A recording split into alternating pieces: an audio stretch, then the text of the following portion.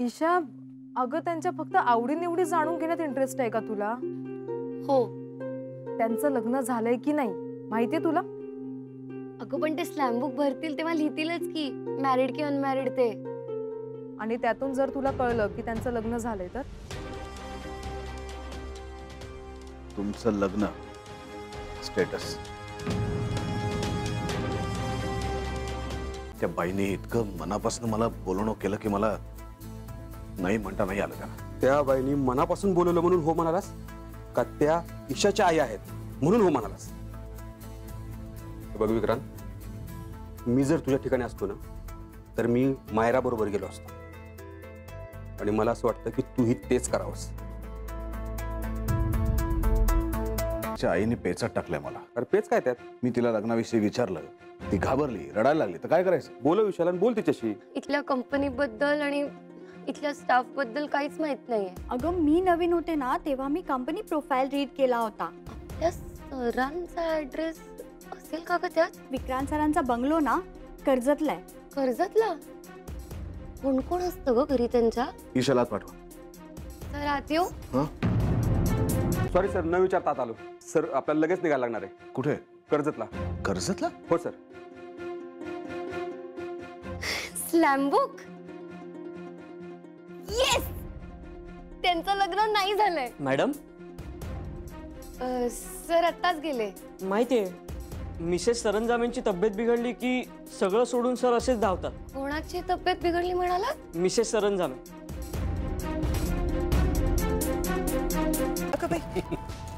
काय आहे? उघडून तर बघा. राजनंदिनी साडी. ज्या अर्थी ही साडी मिसेस सरंजामेसाठी या घरात आली आहे त्या अर्थी ही साडी नेसणारी लवकरच या घरात येणार. माझ्या माझ्या विक्रांतची बायको मिसेस सरंजामे. ही ईशा कोण आहे? ईशा? आई साहेब ईशाबद्दल विचारत होत्या. जवळपास खोदूनच काढलं होतं त्यांनी मला. आपली इंडस्ट्री खूप मोठी आहे विक्रांत. आज आई विचारत होत्या, उद्या दुसरे 50 जण विचारतील.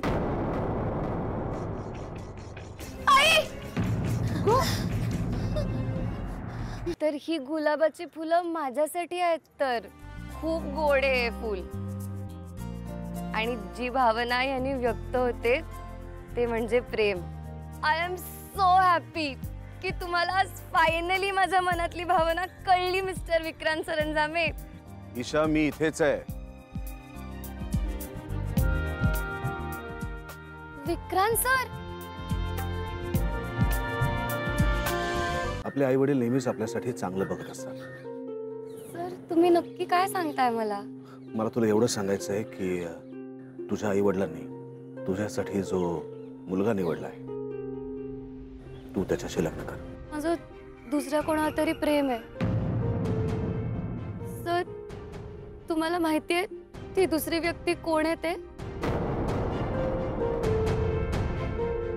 राजकुमारी राजकुमाराच्या आयुष्यात येते आणि त्याचं आयुष्य बदलून जातं. अशी कोणीही राजकुमारी नाहीये आई साहेब. आपण जिला राजकुमारी समजत असतो ना ही असते एक साधीशी मुलगी. माझ्या पोरीच्या स्वप्नातला राजकुमार येऊन हात धरून तिला घेऊन जाणार आहे. पण लहानपणापासून मला राजकुमार कधी दिसलाच नाही बाबा. माझ्यासारख्यांसाठी कोणी राजकुमार कधी येत नाही.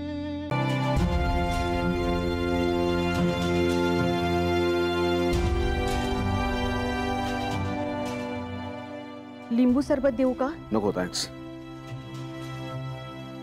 बरं वाटतंय ना तुम्हाला?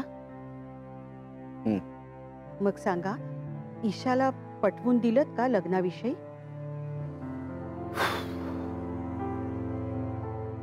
बोललो मी तिच्याशी. चला बरं झालं. तिच्या आईला बरं वाटलं असेल. एका आईची काळजी काय असते ते मला विचारा. एकतरी आई मुलीच्या लग्नाच्या प्रश्नातून सुटली म्हणायची. तुम्ही काय सांगितलं ईशाला? सांगितलं की तिच्या आईने तिच्यासाठी जो मुलगा निवडलाय तो योग्य आहे आणि तिने तो मान्य केला पाहिजे. पण ती त्यांचं ऐकत नाहीये म्हणून तर तुम्हाला समजावून सांगायला सांगितलं होतं ना. मी तेच तिला समजावून सांगितलं. तिला पटलंय का पण ते? माहित नाही. विक्रांत, तिला पटलंय का? माहित नाही. म्हणजे नाही माहिती. अहो असं कसं? काहीतरी बोलली असेल ना ती. विक्रांत, काय झालं इतकं? मूर्ख आहे ती आई साहेब. कळत नाही तिला आपल्यासाठी काय चांगलं आहे काय वाईट आहे. तिच्यासारख्या साध्या सरळ मुलींनी लग्न करून मोकळं नको व्हायला. तिच्या आई वडिलांनी तिच्यासाठी एक मुलगा निवडलाय तो तिच्यासाठी चांगला आहे हे तिला कळत नाही. किती काळजी आहे त्यांना तिच्या लग्नाची आणि असा काय अनुभव आहे तिला आयुष्याचा. काहीतरी हट्ट करायचा. आपल्यासाठी काय चांगलं आहे आपलं कशात भलं आहे हे समजून घेण्याची अक्कल तरी आहे का तिला? काहीतरी बोलत बसायचं काय अर्थ आहे या सगळ्या गोष्टीला? असं काय म्हणाली ती? प्रेम नसेल तर लग्न करण्यात काय अर्थ आहे म्हणे. काय कळतंय तिला प्रेमातलं या वयात? उगाच काहीतरी विचारत बसायचं, सांगितलेलं समजून घ्यायचं नाही. काय अर्थ आहे का या वागण्याला? तिच्या बोलण्याला काही अर्थ नाही असं कसं म्हणू शकता तुम्ही? तिलाही तिची काही मतं आहेत ना. लग्न कुणाशी व्हावं, ते कसं जमवावं याबद्दल तिला काहीतरी वेगळं वाटत असेल नाही का? पुष्पा जरा चहा टाक ग माझ्यासाठी. हो.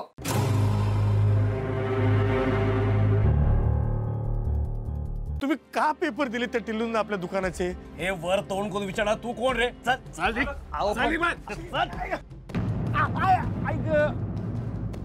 ईशा मॅडम, सरांनी केबिन मध्ये बोलवलंय.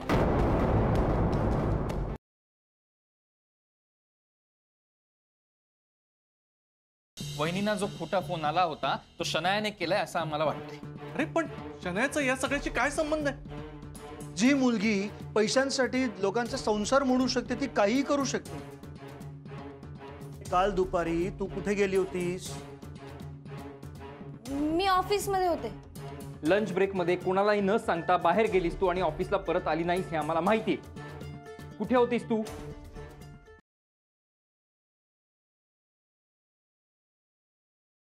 दिलीपबाईंनी मेहनतीने मोदक बनवले असतो. मी ते साकी मॅडमचं कौतुक केलं.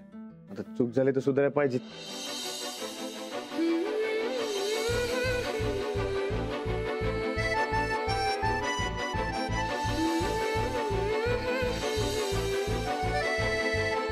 नवऱ्याला बायकोच्या हातची चव समजत नाही म्हटल्यावर बायकोनं केलेले प्रयत्न कष्ट सगळे वायाच की.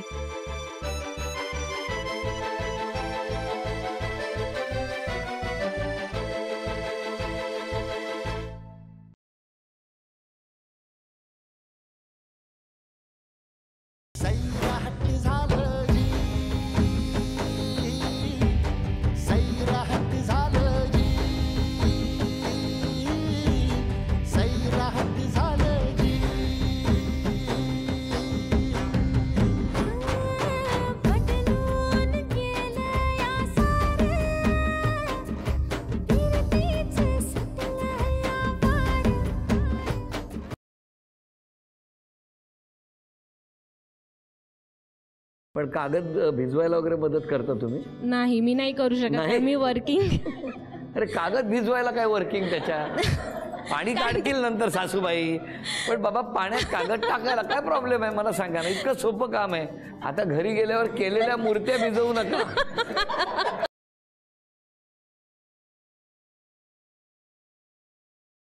रुक जाओ.